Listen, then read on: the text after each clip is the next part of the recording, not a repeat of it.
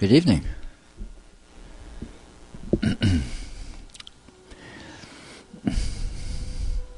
Tonight at dinner, the topic of Merlin and his dragon was briefly mentioned.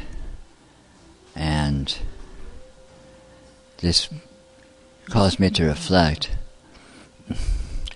The dragon and a serpent are powerful symbols in mythology around the world, and they are very indicative of the very essence of both our spiritual challenge and our spiritual solution.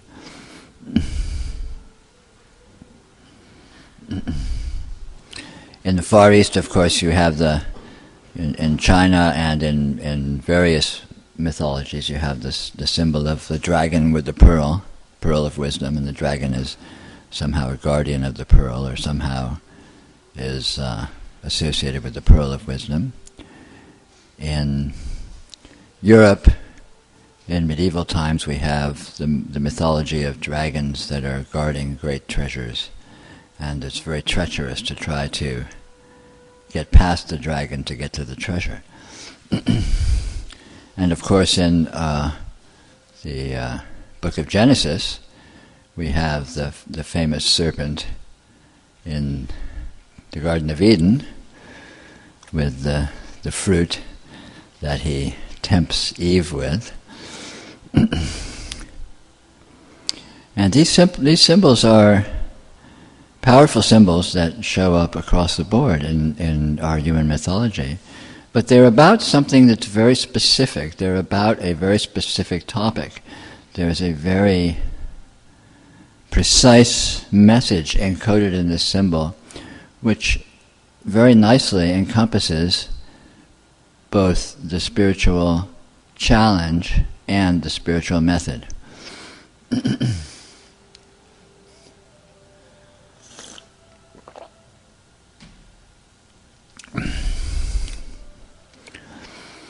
Quite simply, the serpent or the dragon symbolizes energy, the energy of experience, the energy that shows up as your experience, as that which is present as your experience, as sensation, as thought, as subtler kinds of energies of experience. Basically, anything whatsoever that is experienced can be said to be an energy. And this energy that shows up is precisely what is symbolized by the serpent and the dragon. Because this energy is, by its very nature, oscillatory. It fluctuates, it's alive, it is not steady.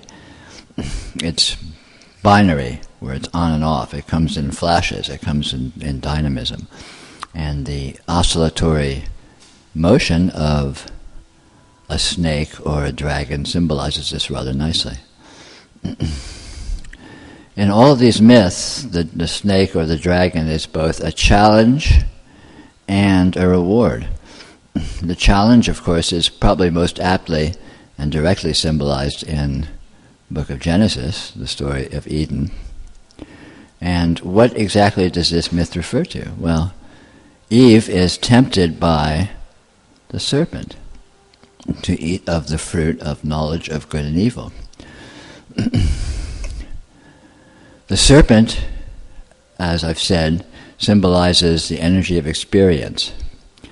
So, to eat of the fruit of the tree of knowledge of good and evil means to assess the energy of your experience in terms of positive and negative, to judge it, to say, this is good, this is bad, I like this, I don't like this. In Buddhism, of course, we have the fabled bad guys of attachment and aversion, which exactly refer to this same situation. If we approach the energy of our experience in terms of judging it, in terms of holding it to be this or that, and then in terms of attaching to it or repelling from it, judging it to be good or bad, this causes what? We're expelled from the Garden of Eden. We're expelled from paradise. Which pretty specifically indicates that this simple mechanism of assessing the energy of your experience as this or that, assessing the energy of your experience as positive or negative, thinking you know what anything is, and then holding yourself just having a relationship with it, good or bad or whatever, is the problem. It expels you from paradise. It pushes you out of wholeness, out of perfection, into this sorry world of human suffering.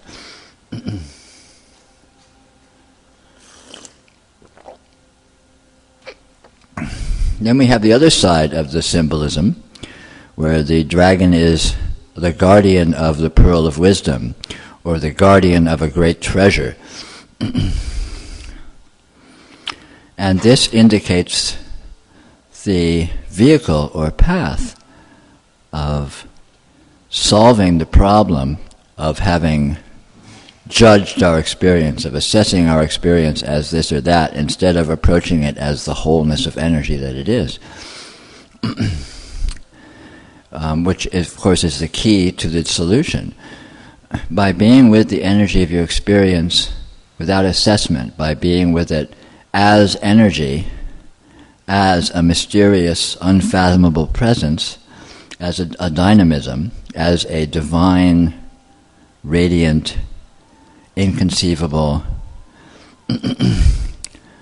energy, then there's no way to form an idea of it clearly enough or simplistically enough to assess it as good or bad. Is the sun good or bad? Is gravity good or bad? Is light good or bad? These questions are meaningless. Because the topic, this energy, this inconceivable energy that makes up our experience, is transcendental. There's no way we can know what it is. There's no way we can get a handle on it. And yet we do. We're arrogant. We think, oh no, this is this is that, this is a house, this is a city, I don't like this, I don't like that, I do like this, I want this, I don't want that. And by reducing this transcendental, inconceivable presence into imaginary, mundane, simple objects, which don't actually exist, we get expelled from the Garden of Eden. We get expelled from perfection. We get expelled from wholeness. And the solution, of course, is simply to be with the fullness of the energy that presents itself as our experience, this inconceivable intelligence, this inconceivable radiance, this unstoppable presence that simply makes up the present moment, always. It's always right here, isn't it? Light is always shining in your consciousness, right? Thought is always wafting through your consciousness, right? All of these energies are just spontaneously present. You don't need to go out and get them. You don't need to create them. In fact, you can't possibly stop them. They autonomously and miraculously appear in the moment. And this energy that appears is inherently transcendental. It's inherently inconceivable. There's no way to get a handle on it. What is consciousness? Can anyone answer that question? What is consciousness? What is light? What is vision? What is thought? What is intelligence? These questions so obviously and manifestly have no specific answer.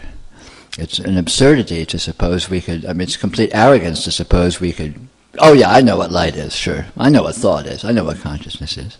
We know these things intimately because they are intimately present as our very being from moment to moment. We know these things most intimately. But you can't say what it is. You can't define it. You can't get a handle on it. And simply noticing the presence of this energy and noticing its transcendental nature is to recognize the dragon, to recognize the transcendental dragon, which is the guardian of the treasure, the guardian of the pearl of wisdom. And of course the treasure and the pearl of wisdom is the wholeness that comes from this recognition, the simple recognition of this, of the actual transcendental nature of your very experience at this moment already. It always has been inconceivable. And in this inconceivability is miraculousness, is openness, is unstuckness, is intelligence, is meaningfulness, is complete transcendence of the human situation in any way that anyone could possibly define it. It's right here for you to discover simply by noticing it. It's nothing new, it has always been the case. We just need to notice what our experience actually consists of, and notice that it does not satisfyingly collapse down to what we usually hold it to be. So anyway, that's a little fable of the dragon. If you'd like to engage in any discussion, if you wouldn't mind speaking into a microphone, because that way people online can hear what you have to say.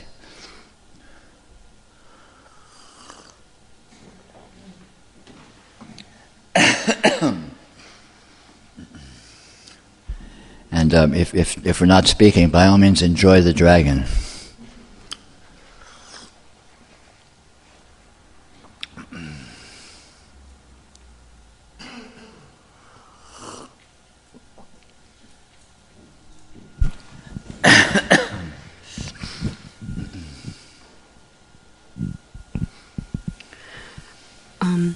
I have a question about having a preference for enjoying the dragon. Because I notice that I have a strong preference for going with the energy of that opens and the delight, the beauty that just seems to expand and reveal, and it's very blissful. And then I've heard you say, well, no state is any preferable to another. And so when I'm noticing that, how compelling it feels and how drawn I feel, and I just want to be absorbed into it. And then I wonder, well, what about that enjoyment? Or so then I open to a larger field of it that might. I have some judgment on the degree to which I want to be absorbed and to just dissolve into that expansiveness and the opening and the opening. Well, yeah, I mean, that's all great. I mean, how could you not enjoy this openness? How could you not enjoy this absorption? But what do you do when it closes down? What do you do when it's not open? Yeah. What do you do when it's not absorption? Then what? What is that? What's that made of? Contraction. What's it made of? What's it made of? Energy. Yes, it is. Energy. Isn't it? The dragon can look like that. Yeah. It can look like closeness. It can look like openness. It can look like bliss. It can look like pain. What do you do when it's pain? What do you do when it's anger? Same energy. Well, if I can be present to the energy of that, then, then it opens and opens. That's right. It's all about being with the energy, and then it opens. And so you're not actually preferring a state or a condition, you're simply preferring what is the case. And it's fine to prefer what is the case because it always is the case, so it makes sense to prefer it. It always is the case. Yeah. But you have to notice it's the case. Yeah. You have to notice that the closeness is it too, and then even the closeness paradoxically is openness. Even the closeness paradoxically is seductive. There are times when the closeness resists that inquiry. Sure. And yet, it's still available. Oh, yeah. Because it is the same energy. Right? Closeness, suffering, pain appears. What's it made of? What is appearing when that appears? It's this energy, right? This energy. It can look like anything. This energy can look like anything.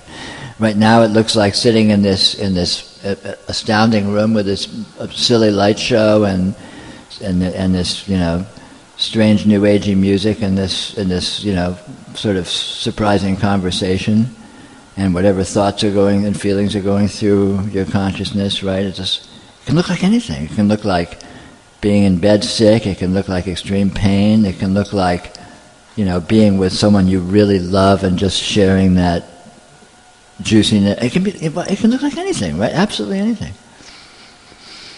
But it never departs from itself. Whatever it looks like, it's not dependent on what it looks like, is it? It's the same energy, right?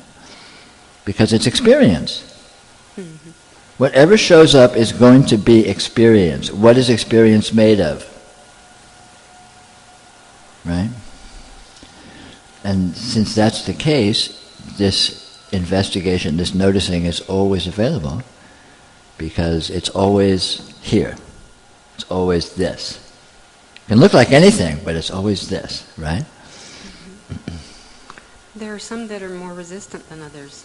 Today I was enjoying that absorption, and at the same time a real worrisome thought came in, and I saw it grab hold of the energy and just... Mm-hmm.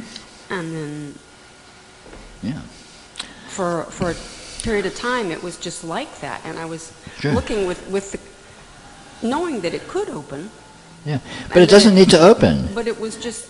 The energy can be closed, can look closed too, but it's never actually closed because it's neither open nor closed. It's too transcendental to get a handle on one way or the other. I mean, is it ever really open? What does that mean? Is it ever really closed? What does that mean? Well, it's like, when it's open, it's as if what seemed like a density literally begins to seem spacious. Sure. But what is density? What's it made of? Where does it happen? Well, it seems that the awareness finds the eye of the storm and the density expands. I mean, that's the sense of it. Sure. But really it's like something drops. But when something drops and when something hasn't dropped, what's all that made of? Has anything actually changed? Is there a different substance present when it's open? Is there a different substance present when it feels not open?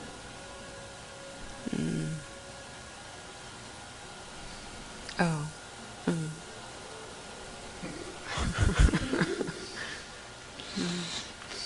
Experience can look like anything. But it never departs from itself. And what experience is made of, right here, right now, just this, what this experience is made of is inconceivable. But the awareness of the experience, the relationship with it, shifts. Sure. And the quality of it. It constantly shifts. It's an infinite dynamism. It's an infinite dance, right? It never stops. Right? Yeah. But it is what it is, notwithstanding this constant.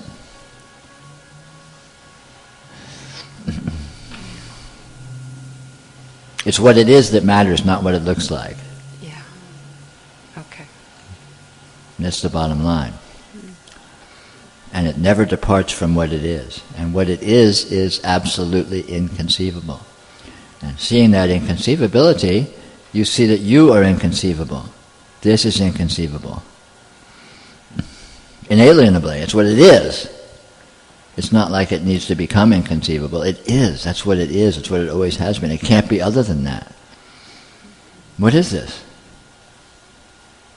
What is this? But it seems that it can be experienced. Sure. I mean, it is experienced. It's never anything but experienced. I mean, isn't there a difference in... Difference is the road to hell. There's nothing but difference, but there's also nothing but sameness. And I recommend noticing the sameness. I started out talking about the dragon, so it seems like the way through to a different experience of experience. Is to recognize the dragon, recognize the energy, which is always, it never departs from that, it is always just this energy. It can look like anything, but it never is other than this.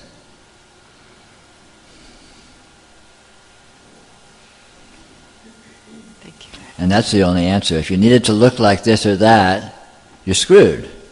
Because sometimes it won't. Sometimes it won't.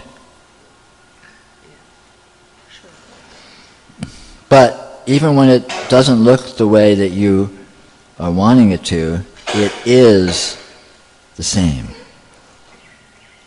It is the same. What this is, it never departs from.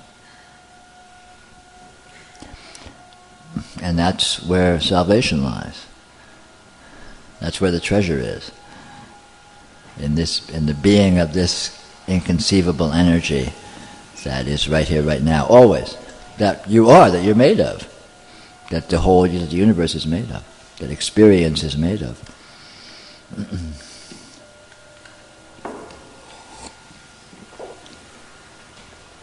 It never departs from that. Thank you.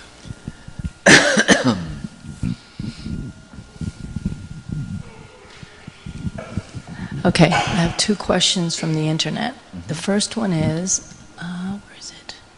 What is the process whereby we seem to recognize the feelings of good and bad? The process begins with thinking we know what anything is, which can be subtle or it can be more explicit. But in some sense we think we have a handle on something. So in other words, you have to have an object before you can assess it as good or bad. There has to be a this, a house. This house is good. I like this house. Okay? Before there's a house, what is there? There's the presence of experience. There's the presence of energies. There's the presence of a field of inconceivable variety of flavors and nuances and qualities.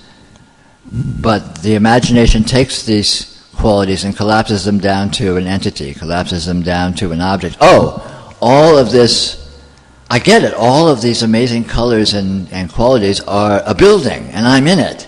And bang, all of a sudden, once it's a building, you can like it or hate it. You can think anything you want about it. But before it's a building, it's an inconceivable, experiential presence. And that is the mechanism. Okay. From someone else, is all this energy and passing phenomena just to show us something that is non-existent? How can we tell the non-existent from that which exists? There is nothing non-existent. There is only existence. Unreal does not exist. Anything that exists is real, is present. But it is not what you think it is, because what is present cannot be thought. It cannot be captured in conceptualization. It cannot be captured in ideas. So the real is always present, but you can never say what it is. You can know what it is very intimately. We all do. We all know our experience very intimately, but you cannot say what it is definitively, conceptually. You can't define it. You can't create an accurate narration of it.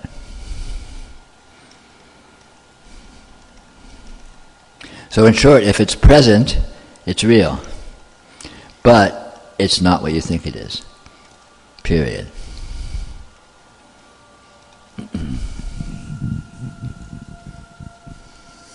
This is nice music, I like that.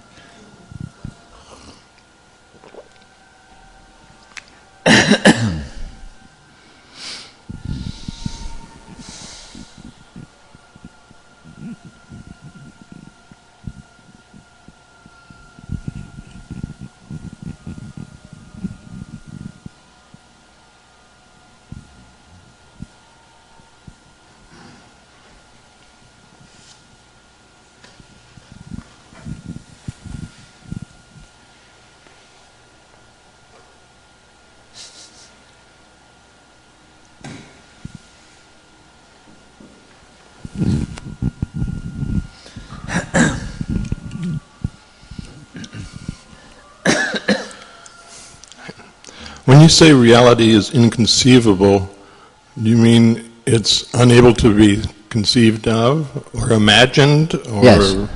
imagined also? Yes. So it's the only thing you can do with it is sort of notice it when it's here. Yeah, you can be with it. You are with it. You can't abstract it. That's when I say it's inconceivable. It means you can't accurately abstract it. You can't say reality is here, and I'm going to have a thought about it, and then that thought's going to have some accuracy in capturing and referring to the conditions that exist. So that also means you can't really think about it in any way. Yeah, not accurately. But you can perceive it. Yes. When it's around. Yes. Or which you're saying that the only time it's around is when it's around, and otherwise it's. Yeah, experience is self-evidently actual. Experience is self-evidently real. But you can't say accurately what it is. You can't say accurately what any portion of it is, which we're used to doing as human beings. We're used to saying, oh yeah, you're a person, and this is a table, and this is a house, and this is lights, and this is a microphone, and blah, blah, blah, blah, blah, right? But, which is fine, as long as you remember you're designating something that's absolutely inconceivable. You know, I don't know what this actually is. No one knows what this actually is. You know, you could be a Nobel laureate physicist, and you still don't know what this is. You can say a lot about it, but you don't know what it actually is, and yet here it is, right? You don't. Why don't you know what it actually is? Or how can you? What is it? It's matter. What's matter? Well, energy. They have lots of words to describe what matter is. Sure. Oh yeah, encyclopedias. You can write doctoral papers and you know, books and books. You can fill a library with books about it. Has the last word been said? Probably not.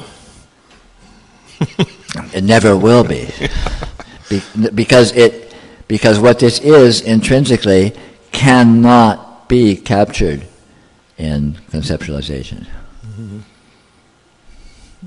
Because it's for the simple fact that there's too much information, and it's too variable. You know, it's like how much information. So I'm looking at you. So you're you. Okay, very simple. You're you. Very simple, right? But how much information is there? If I was going to try and capture you in a description, how many words would I need? A lot. Kind of a lot. A lot's kind of an understatement. Right. I mean, there's the behavior of every atom and every electron that makes up your body. There's the aspect of all your psychological history and conditioning throughout your entire life, and all the influences that have been brought to bear, and what they are, and that's not just barely scratching the surface. How can you get a handle on that? And we don't know what these things are actually made of. Like this microphone is made of matter. Okay, matter is made of energy and subatomic particles. Okay, cool. What are subatomic particles made of? What's energy made of? Well, they're, you know, fluctuations in space and time. Okay, cool. What's space and time? You know? I mean, we can say a lot about these things, but we can't get a handle on what they actually are. And yet, here it is. You want to know about space and time? Here they are. But can you define it? Can you say definitively what it is? Can't be done. Never been done. Never will be done. So what kind of limitation or whatever does that place upon us then? Is like confusion or something, for example? It places the limitation on us that we cannot accurately describe anything whatsoever. And if you know that, you're not hampered by that fact. You can I can call this a microphone without being bothered by the fact that I don't know what it is. I can call this a building without being bothered by the fact that I don't know what it is. Because it's like a URL or pointing a finger at something. It's a designation of an unknown infinite presence. As opposed to supposing I know what it is, in which case I live in a little world which exists only in my imagination, a world where buildings are buildings and I know exactly what they are, microphones are microphones, I know exactly what they are, people are people and I know exactly what they are. That would be a pretty paltry world to live in. Because people are seeds of infinite richness and possibility. And if I'm just dealing with people as, oh, you're just Dick, you know, I know you're the guy that sits there and says this and that. Yeah, it's like, is that you? It's not you. Right. That's a tiny, tiny, tiny, tiny version of you. It doesn't begin to scratch the surface. When you see that situation ever changing very much as the world goes on? It's not a matter of a world, it's an individual matter. You can notice that your experience is infinite openness. And when you notice that, all of a sudden you are living in reality. You are living in richness, you're living in lusciousness, you're living in openness, you're living in inclusiveness, you're living in real life, as opposed to thinking you live in the world that you think exists, in which case you're living in a small world of stick figures that is not very nutritious, that is not very whole, that is not very complete, that is not very integrated, that is not very interesting. So it's an individual matter. It's really up to you. And it's a very simple matter. Just simply notice that your experience is real and that there's no way you could possibly get a handle on it. And that's not a problem. On the contrary, that is an invitation to be with this inconceivability, because you are yourself inconceivable. So it's inconceivability being with inconceivability. It's a match. It works. It's a round peg in a round hole. But then you're in openness. You're in indefinability. You're in, not this or that. You're not tied down. You're not limited. Yeah. Thanks so much.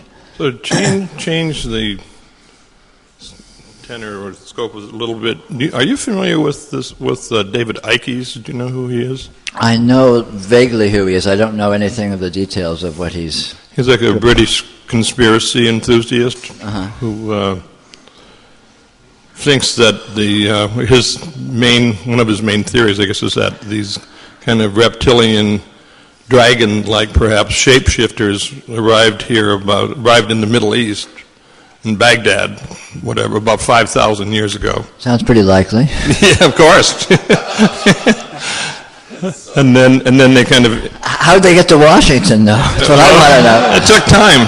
But first they went to England, and they sort of infiltrated the royal families all over the globe, including eventually the U.S. royal family, the presidential lines and all that. And he has like St. George and the dragons in early British mythology and so forth. And anyway, it's very interesting to hear about and all that. And I'm not saying it's completely plausible or anything, but... You think? Yeah, I think. But I'm wondering what... yeah, of course. But it's interesting. And I mean, it's kind of a different take on dragons than I've ever heard before. And I just wonder, there are lots of creative writers, artists, scientists, whatever, who come up with completely strange, weird ideas that are fun to explore. Yeah, ideas can be fun to explore, but since no idea can be accurate or can be true, it's a limited art form. And we have this unlimitedness to play around in. Mm-hmm. So that might prove to be a richer field of exploration, I would suggest. Mm-hmm. Good. Thank you.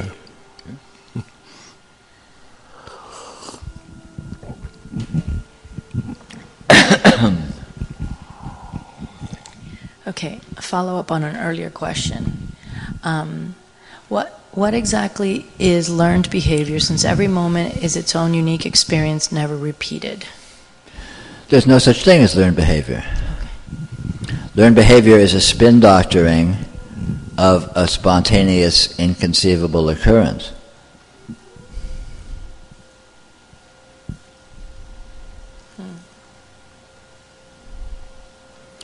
For learned behavior to be meaningful, you'd have to be able to differentiate learned behavior from some kind of unlearned behavior or inherent behavior or whatever. And how can you do that? How can anyone say what causes any behavior? How can the causality be traced into simple linearity or how can it be analyzed?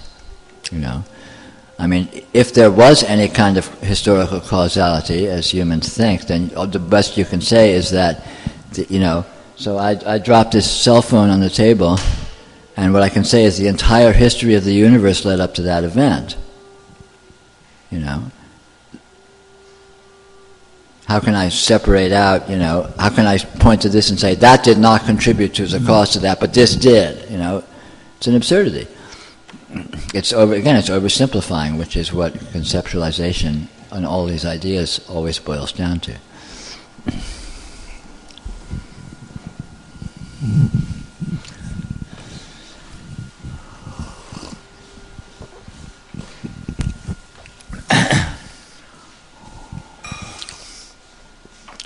So speaking of dragons,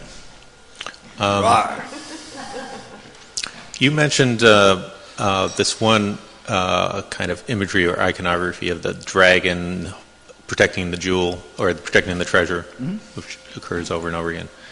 And I've always been curious about that. There's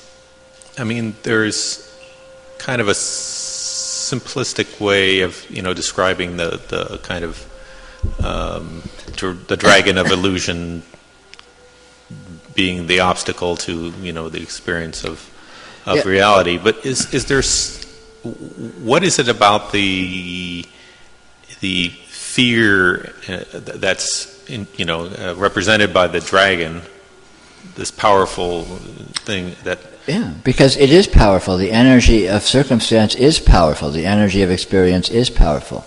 One aspect of that particular myth that shows up in some cultures is the dragon will propound a riddle.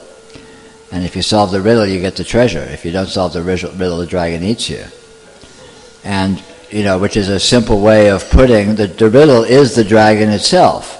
Can you penetrate what the dragon is? Can you penetrate this energy presence, or are you going to fall under the delusion of thinking that it is a world with human beings and events and things like that? If you do that, the dragon eats you. Or if you do that, to go back to the myth of Genesis, if you do that, you get expelled from the garden. You're falling into you've eaten of the fruit of the tree of knowledge and good and evil. You're saying this is this and that's that. And you're not seeing the actual present energy, the continuity of this inconceivability that our experience actually is. On the other hand, you see that, you recognize the dragon, which is tantamount to answering the riddle that it propounds, and then you get the treasure. Yeah, but the thing that's different in those two mythologies is, in the Garden of Eden myth, the dragon is tempting. There's a temptation, there's a attraction to maybe leading you astray.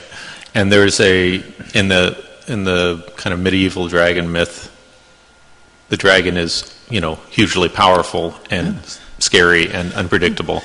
And I'm interested in what that element of fear is that something real? Is there some? It seems like the closer you get to kind of piercing your illusions, again, this simplistic way of thinking about it is like your egoistic idea of the way things are. Obviously you're going to lose that. Mm-hmm. So there's that fear of losing what you thought was real. Sure. But is there something about that that element of fear in the dragon that has some reality? Of course. There is fear all the time. What is the fear of? There is seduction and attraction all the time. What is the attraction towards? It's the same energy field.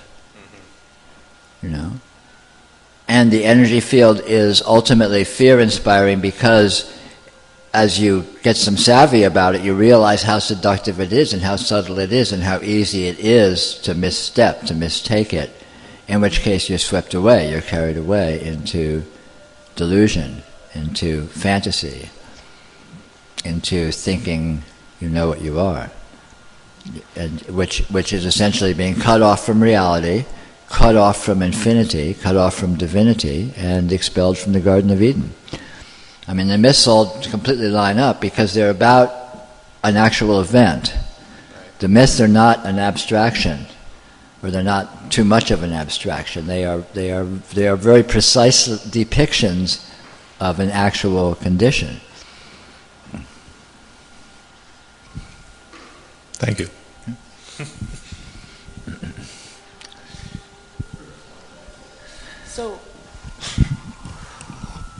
Hi. So, what I'm kind of understanding about what you're saying is, well, at least this is, there's like this really seductive part about kind of knowing what's going on or thinking you know what's going on, and you know, we've kind of gotten into this knowledge of good and evil, and then that's kind of like a drawback towards, you know, feeling normal or feeling kind of solid or okay. But I also have been recently like really attracted to like noticing what I'm noticing or what I'm thinking I'm noticing and laughing about that. I just think it's really funny. So I'm kind of curious like what you think about that, if that makes any sense. I think so. You know, an important aspect or an essential aspect of this situation we find ourselves in, and also no coincidence with this whole dragon mythology, is intelligence, cleverness. And intelligence is very interesting because intelligence, cleverness, wit, the ability to have insight, the ability to see things, the ability to get aha moments, the ability to laugh is both a mechanism that we can use to tie ourselves up, but it's also a knife, a sword we can use to slice through our confusion. Yeah. And so yeah, intelligence, getting that wit, getting that insight is fun. It feels good. It feels opening. It feels vitalizing, doesn't it? It feels like you get a little zing there. I mean, I never really thought of it as like an intelligence, I guess. I just thought of it as like a blessing and a curse, like a double-edged sword. Well, sure. It is. It's a blessing and a curse, but yeah, it's definitely intelligence. It's certainly intelligence, eh? I mean, intelligence is very interesting because we can tie ourselves up in knots with it, but at the same time, it can be a mechanism of profound insight. So.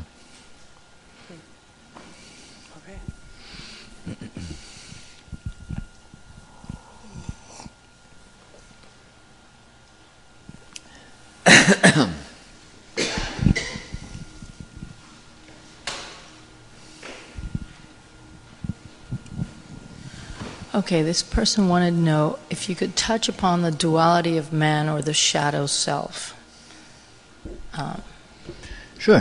Duality and shadow, I mean, I'm not sure exactly the sense you mean in it. Usually shows up in terms of what we identify with and what we reject or deny or don't identify with psychologically, which is largely the creation of the conscious mind and the unconscious mind. In terms of touching upon it, we are what we are. We are the wholeness of what we are. We are what we identify with. We are also what we don't identify with. We're everything that is present. In terms of our degree of psychological integration, most people exist with some degree of split off, some degree of portions of themselves they identify with, and other portions of themselves they're in denial of in some active sense, which may be to the extreme that they're not completely unaware of these parts of themselves, or these are parts of themselves that they may feel struggle with or feel fearful of or feel some tension with in their psychology. I'm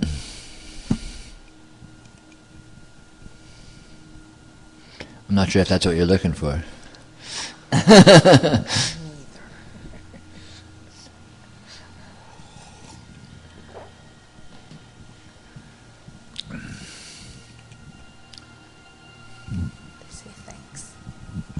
Thanks.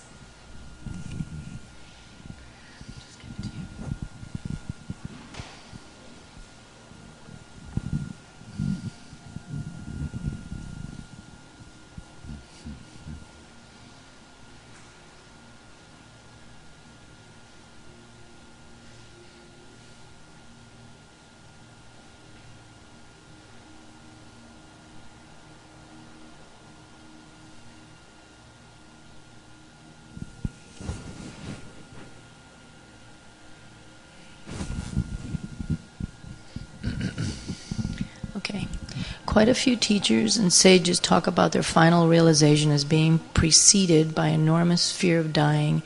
Is there anything to it with relation to the dragon? I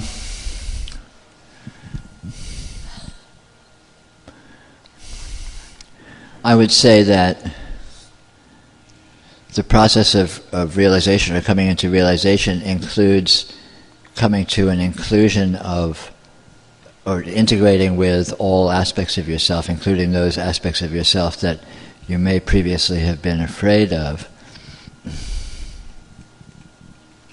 There's various ways it could be shoehorned into the dragon mythology, but I don't think that's particularly important. The fact is that realization comes from seeing what this is, inclusive, what this is as a total field, which includes everything whatsoever within our psychology, everything whatsoever within the energies that constitute us. And when we have a psychological structure such that we can have fears, that's based upon a certain rejection of qualities, certain qualities of energy that we find fearful. The process of realization inherently integrates those. A realized being cannot be afraid.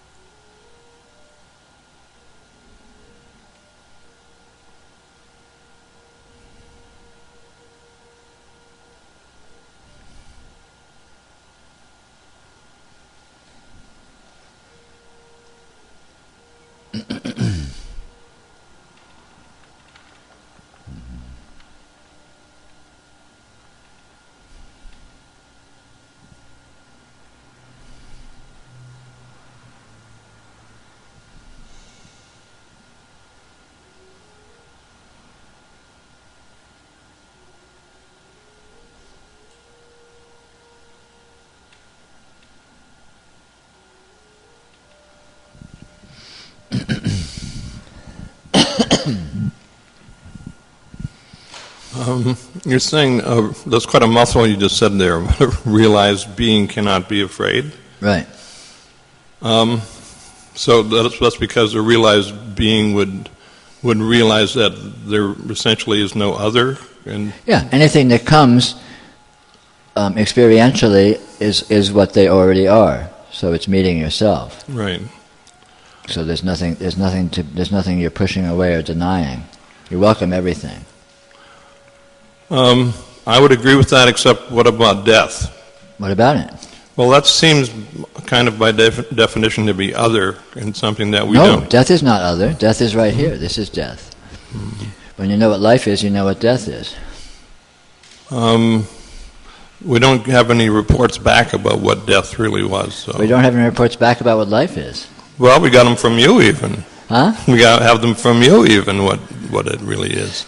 Well, yeah, but when I say what it is, it's not that it's meaningless. It's just a cipher. The real information is incommunicable. But what life is what death is. When you know what experience is, you know what life is, you know what death is. Look at it this way. Suppose you're on your deathbed. Suppose you're 5 minutes from your death. What's your condition? Well, it's the same condition you're in now. You're experiencing. Mm-hmm. Okay, then you're 1 second away from death. What's your condition? Well, the same condition now. You're experiencing. Mm-hmm. Okay, now at the moment of your death, what's your condition? Same condition now. You're experiencing.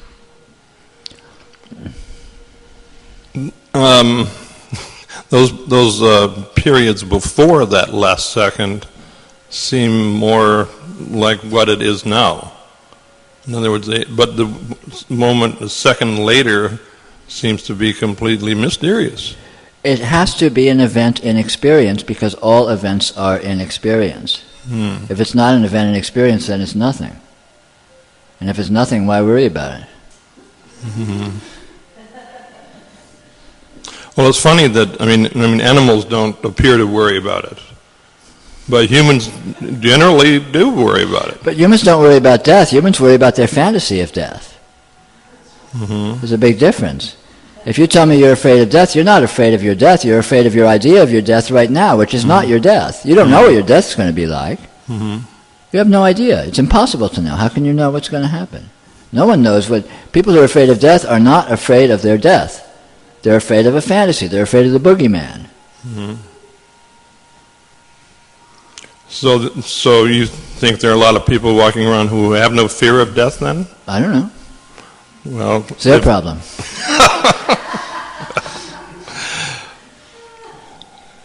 Well, if what you said is true, and I can see that it might be true, it would seem that there are a lot of people who are not afraid of death. Might be, yeah. Are you yourself, for example? No, not afraid of death. Right. And never have been? Yet, no, I used to be afraid of death. So something happened where you became less afraid of it? I became completely unafraid of it when I saw what it is. Yeah. When I saw what this is, I stopped being afraid of death. Because I saw death had to be this, and this is nothing to fear. Yeah. On the contrary, this is a fullness, this is a lusciousness, this is life itself. So death, if it exists, is life itself. Death is a fullness, death is a lusciousness, because that's what there is here. Great. Hallelujah! Yeah, exactly. What a relief. Yeah. Thanks. Sure.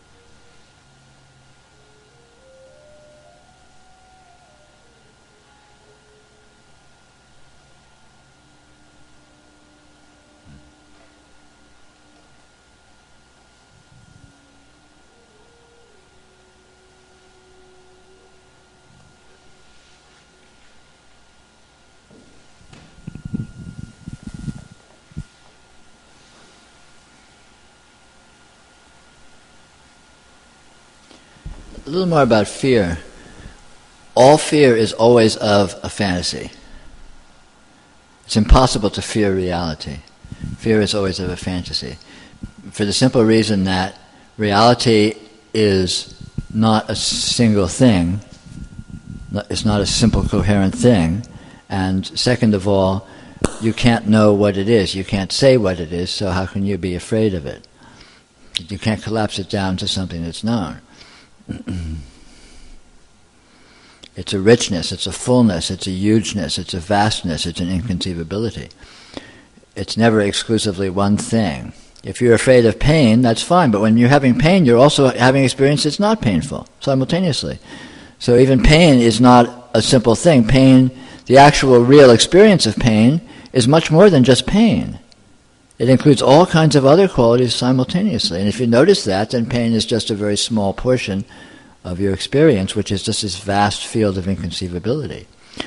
But if you pretend that the rest of it's not there, it's just pain, and oh no, I hate pain, I don't want pain, it's terrible. You're pretending that you can isolate that small portion of your experience meaningfully, which you can't do. You can't do it in reality.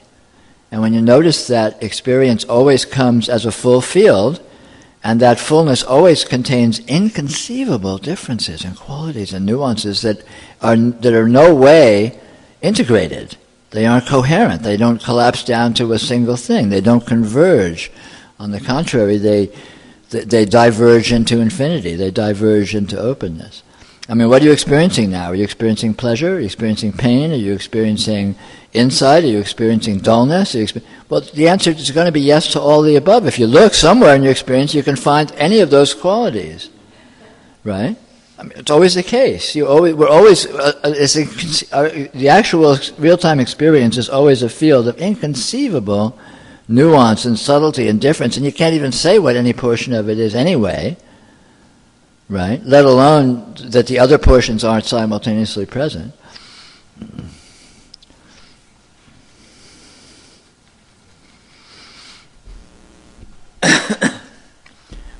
Real-time experience itself is inherently transcendental because, for the simple fact that it does not cohere, it does not coalesce into a single simple condition, right?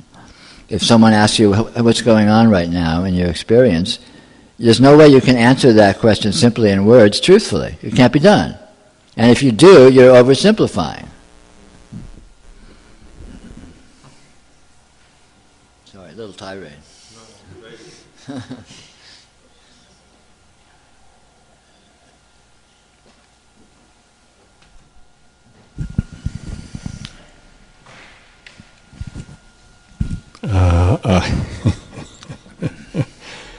I think everything you just said right there is exactly what Dante said happened to him at the end of the paradise where he's face to face with God. You know, just exactly everything you said is just exactly everything he said was happening to him. And then what happens is he goes in for a closer look.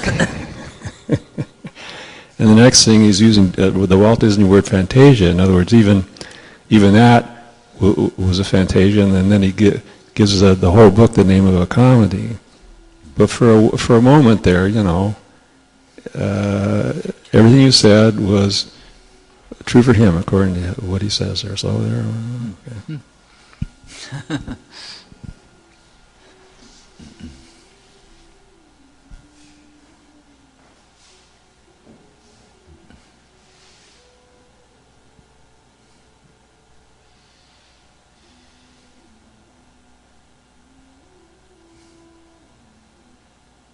Yeah.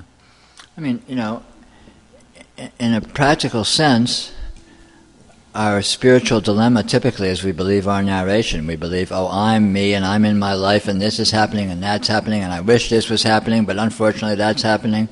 So we have this narration that we use to basically create a situation of limitation and suffering. And if we simply notice it in real time, our experience transcends any possible narration because it's too rich, it's too varied, it's too incoherent. It does not cohere or coalesce into a simple integrated thing that you can encapsulate. Just noticing that completely dynamites all of these the believability of all these narrations we have about ourselves or who we are and what's happening in our life and all that. They reveal themselves as paltry and inadequate and completely inaccurate. And so then who am I? I don't know. I can't really say. You know, what's going on in my life? Well, I don't know. It's too complicated. It's too weird. It's too interesting. It's too bizarre.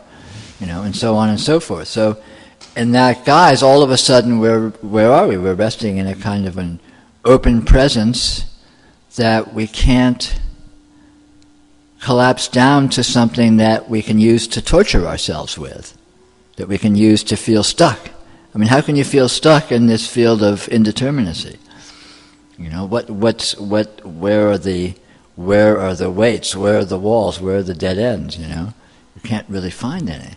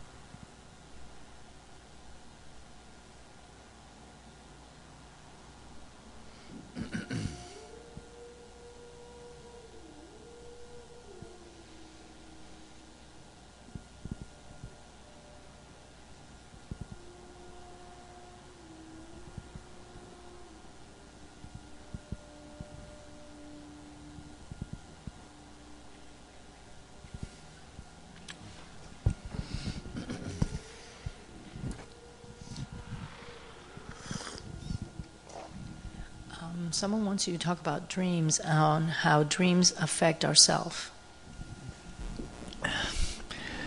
Well, we can't really know whether or not dreams affect ourselves or we affect our dreams.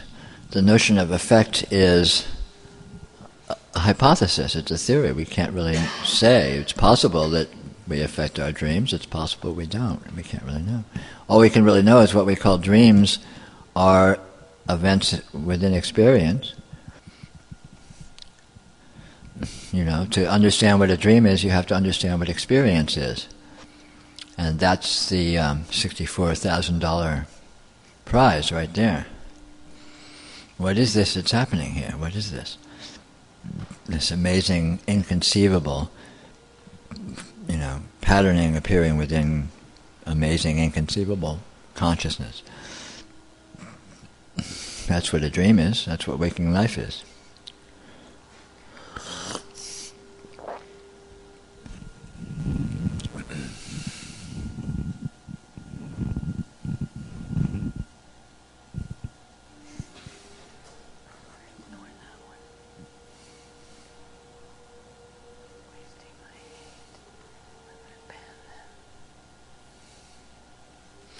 And there's your ultimate koan right there.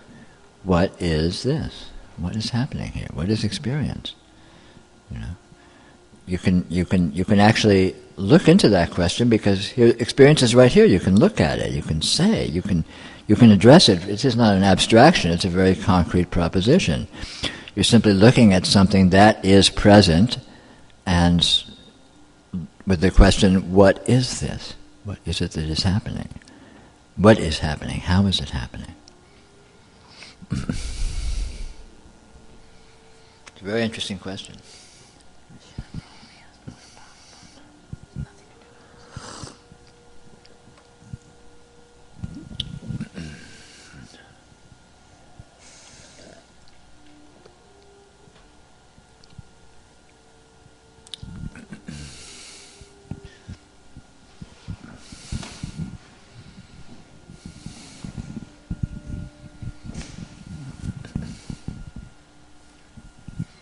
So even though you've kind of said there's no answer to that question, you still seem to be quite interested in the question, right?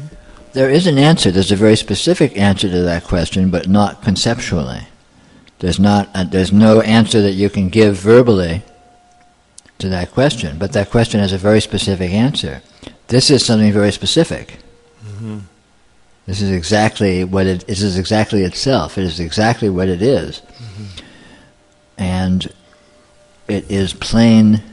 It is not hidden. It is not behind anything. It is plainly revealed, so it is possible to investigate what this is.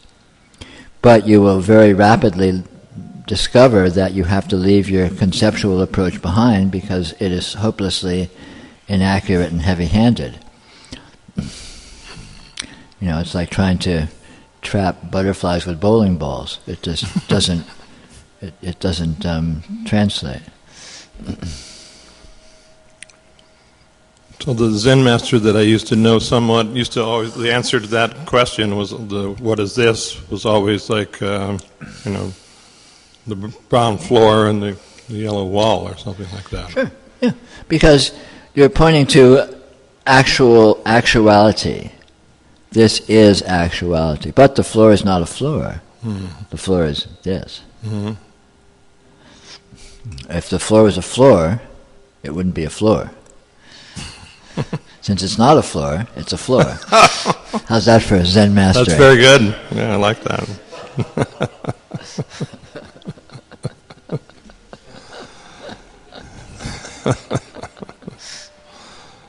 Now another expression, one of Kurt Vonnegut's books, I think it was Breakfast of Champions, where he says these two characters were in the situation of most humans or something, which was to have a life not worth living and an unquenchable desire to keep on living. And I guess that, to me, that somehow relates to your thing where, we have this profound curiosity about what all this is, and kind of an impossibility in the way of coming up with at least any kind of conceptual answer for it. Right. We can come up with experiential answers, say. Yeah. But that sometimes doesn't seem to satisfy us all the time. Well, it does when we begin to mature and begin to see the paltriness and the childishness of expecting conceptualization to be meaningful and accurate. I mean, anyone that relies wholly and heavily on conceptualization as their canon of truth is ultimately, naive and silly in the eyes of a person who is more mature. Because we ultimately come to understand that there is a profundity which cannot be captured in concepts. And so attempting to do so is silly. Because you just eliminated naive. About 80% of the artists and scientists. Not necessarily. No? Because you can use concepts without... Concepts are useful tools when you're using them to refer to non-conceptual reality. But when you're defining concepts in terms of other concepts, then you're just in a circle of concepts and you're not dealing with reality.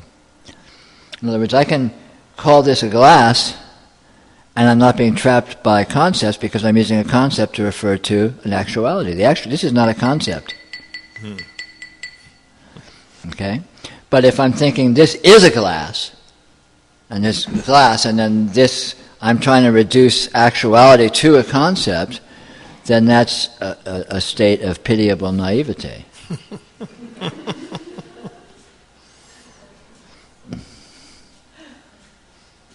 Oh, thank you so much.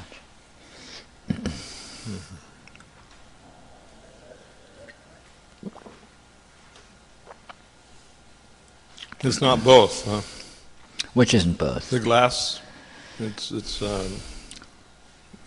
partly a concept. This is not a glass. Yeah. It's that. It is definitely that.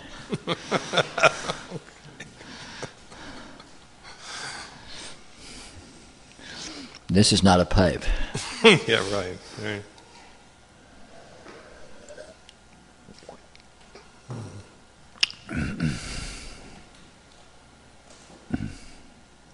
Magritte did quite well with all those non-pipes. Good scam. Yeah.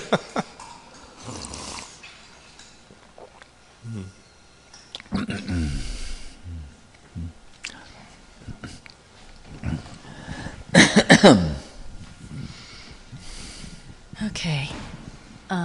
Whoops, there's another one now. People say there will be an end of the world. What's your take on it? And what is an end anyway? Well, the end of the world is right now, just like the beginning of the world is right now. The only thing that exists, that can be found to exist, is the present moment. And the end of the present moment, if it has one, has to be right now, right? When does the present moment end? It doesn't end in a year. It doesn't extend that far. How far does it extend? Well, it stops now. So if the present moment has an end, it's now. And if the world has an end, it will be in the present moment, which is now. Well, which same argument applies to its beginning.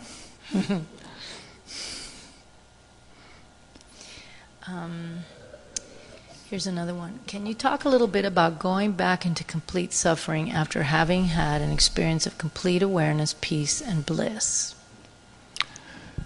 Sure. If you go into suffering, i.e.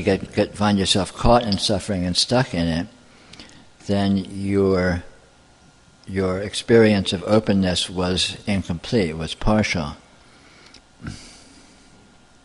It may have been an openness, peace and bliss as opposed to some non-peaceful, non-blissful condition, which is a condition of duality, which is liable to suck you into preference, which is liable to suck you into suffering. When you see that peace is the inherent nature of all conditions whatsoever, whether they're what you might call peaceful or not, and bliss is the inherent condition of all conditions whatsoever, whether you might call them blissful or not, that's a peace and a bliss that you can't lose because it doesn't have an opposite. And this experience has no opposite. This present moment has no opposite. There's no opposite to this. If you are seeing this as a condition that has an opposite, then you can lose what it is and be pulled into its opposite, because its opposite will certainly present itself, because this will certainly present itself as all of its variations.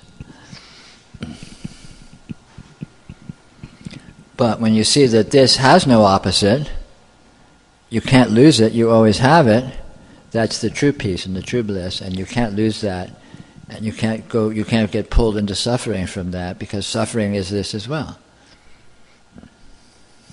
Okay.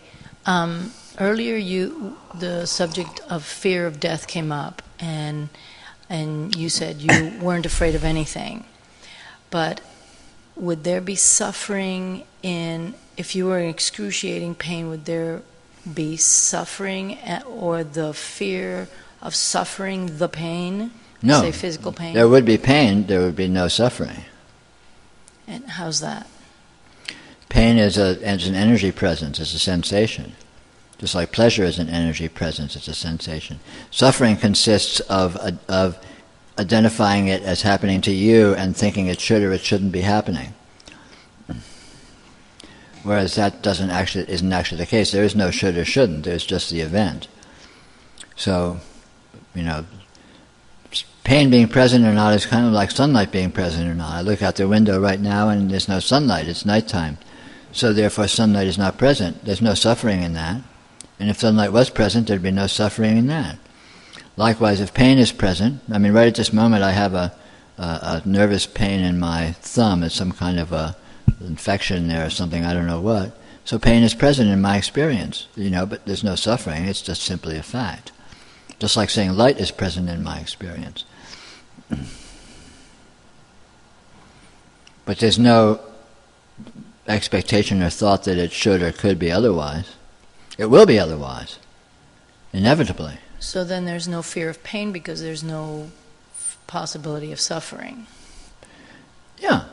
I'd rather avoid pain, if I can. It's my nature to avoid pain, But on the other hand, that pain is inevitable, and when pain comes, pain comes. If I had a headache, I might take Excedrin to try and stop the headache. But there would be no suffering, and if the headache went away, great. And if the headache didn't go away, great. You just cope. It's like if it's raining or sunny outside, there's no need for suffering. You either, use an umbrella and a raincoat, or you get wet. It's just simple facts. There's no need for any kind of drama about it.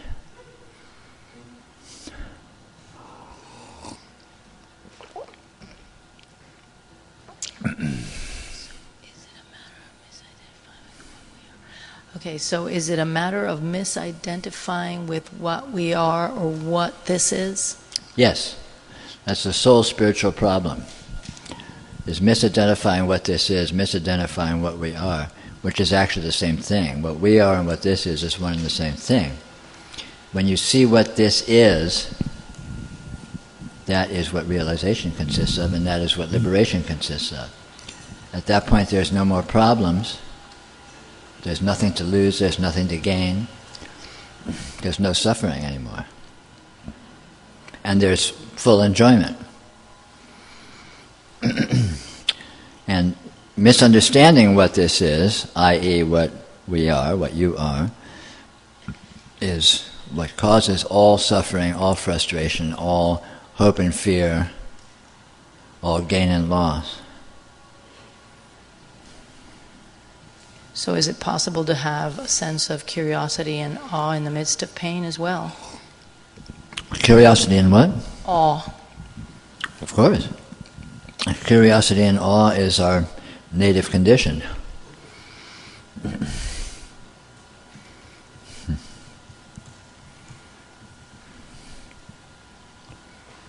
Curiosity is what this is all about.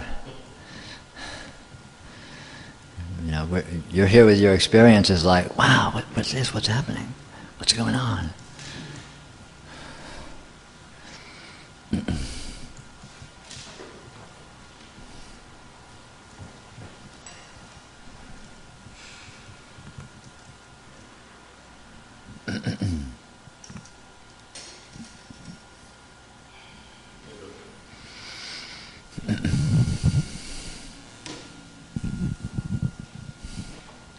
That does remind me of a line from a friend of mine, which was that curiosity is the cure for boredom, and there is no cure for curiosity. Sure. Yeah. I mean, curiosity is certainly the cure for boredom, and curiosity, it can be noticed that curiosity is our constant condition in actuality. You know, you hear a sound and you, what was that? You know, you see something, it's like, oh, what's that? We're drawn to our experience. Experience is captivating, experience is seductive, experience is interesting. Especially if you're a cat.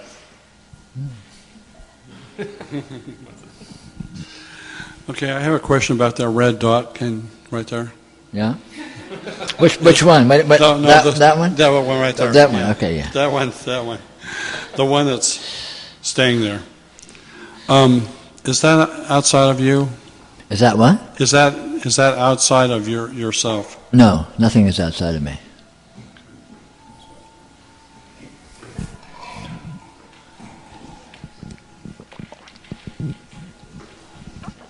Okay. Can we come to understand, in quotes, what this is through a deep felt feeling of love for everyone, everything? Ultimately, yes. When you understand what love is inclusion. Love is the perception that everything's, to the extent there is anything, is included in anything else. You know, the field includes itself. Your experience includes all of itself. So everything is included, which is love. And this is the love of everything, which is the native condition. It's the actual state. In fact, if you want exclusion, you have to manufacture, you have to imagine it, because no such thing actually exists. The reality includes all aspects of itself intrinsically. Nothing is excluded, nothing is held out, nothing is censored, nothing is repressed. And this is love, and it's an old saying when it said God is love, and this of course is what this refers to, that this is fundamentally an absolute inclusion, an absolute acceptance, an absolute harmony. And certainly seeing that is seeing the natural condition, which could be certainly defined as love of everyone and everything, which will be realization. You will see what this is.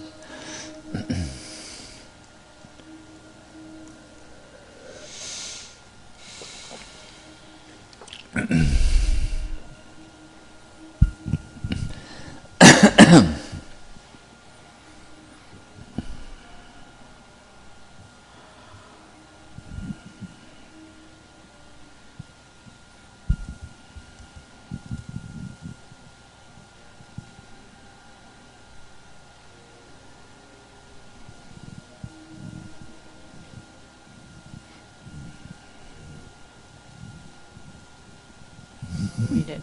This person, the same person that put that question up, said, it feels like an opening of the heart. Sure, but what does the heart mean? Right. You know, is the heart a muscle that's in your chest?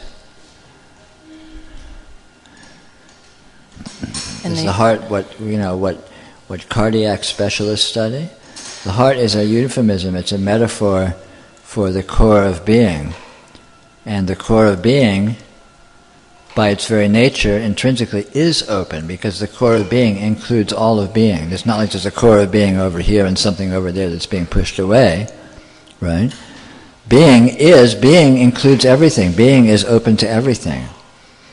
The entire universe and any other universes all are open within being. And so that is the openness of the heart. So the opening of the heart is something that we can notice, but we can't, there's never been a closedness of the heart, so it's something we come to notice rather than some condition we come to create or to have affected upon us. I think that answers their next question, which was, why can't I feel it all the time? Because you might not notice it, you might be distracted by That's ideas that something other than that might be the case. But it is possible to notice all the time, because in actual fact that is always the case. Being always completely includes everything. That is the openness of the heart, openness of the core of being.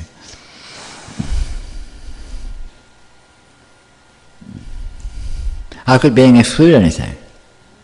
It's like, okay, being's going to include Earth, but we're going to exclude Mars. Mars isn't going to exist for a while. It doesn't work like that, does it? It all is, and that isness is absolutely inclusive. It's not uncensored. It's unbiased. And that being is the very core of being, which is the heart, which is the harmony, which is, you could call it love in the sense that it is harmony and inclusion.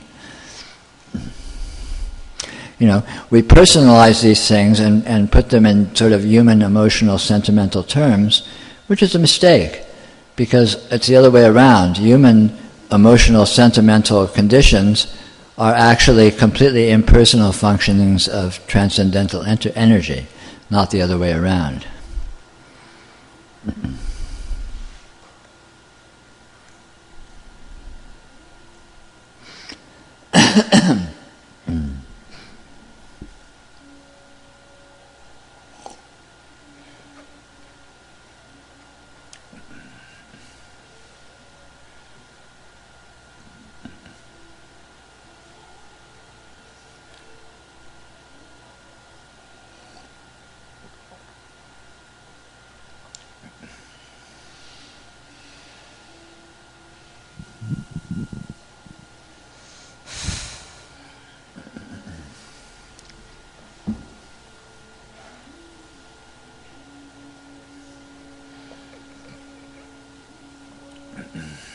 Yes, as soon as I personalize it, it feels like it's happening to a me, and I'm lost again. Sure. But as you're saying that, I think as a newborn child, that its nature is inclusion. It doesn't even have any concept for exclusion or inclusion. It just, everything's there. So this that you talk about also creates the circumstances by which it is taught exclusion. Your baby, I'm mom. Your baby, that's the dog. Mm-hmm. Your baby, that's not baby. Mm-hmm. So exclusion gets taught. Sure. Sure. Exclusion, and modes of exclusion is a mode of the inclusive whole. Right.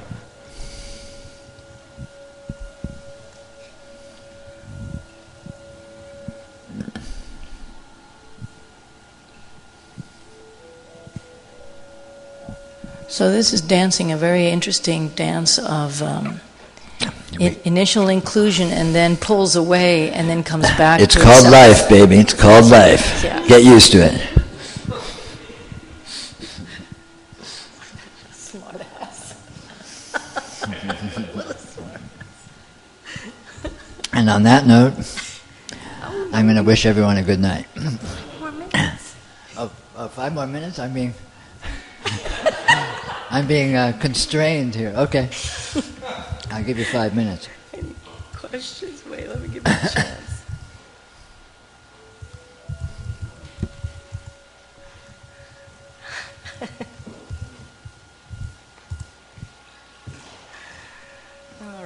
let you go. It was such a good closing line, though. It was. Oh, it was. That's true.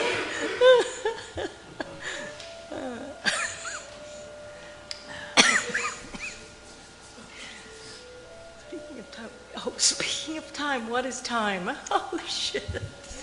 About 8:58 here. 8:56. Depends on your time zone, I guess.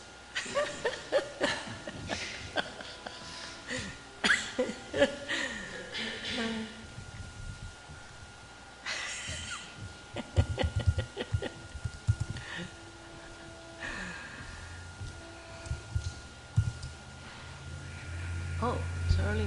Actually, all these questions, what is time? Oh, sorry. We have a real Well, question. so earlier when you talked about learned behavior or conditioning, is that the same thing? Is that not real, or is the same as being taught exclusion? Or is it the same as being... It is real, but it's not that. It is not learned behavior or not learned behavior. It is something other than that which is indescribable. And it is real. Everything that exists is real, but the way it actually is it differs from the way it's described. So Okay, so it's a real energy, but it's not Yes. what it pretends to be. exactly. Okay. In other words, spinning it as being learned behavior or not learned behavior is inaccurate. Right. It's something it's D none of the above. It's something entirely other than that. Right. But it is actual.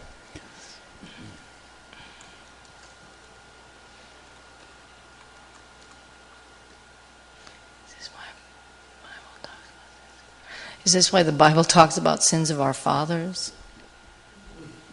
Got me. God only knows. Thank you so much. One of them says, thank you. You're being thanked.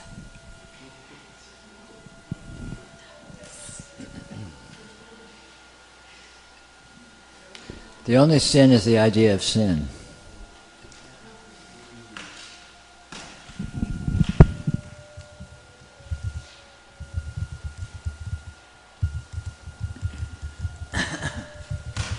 Not nearly as good a closing line, but it'll have to do.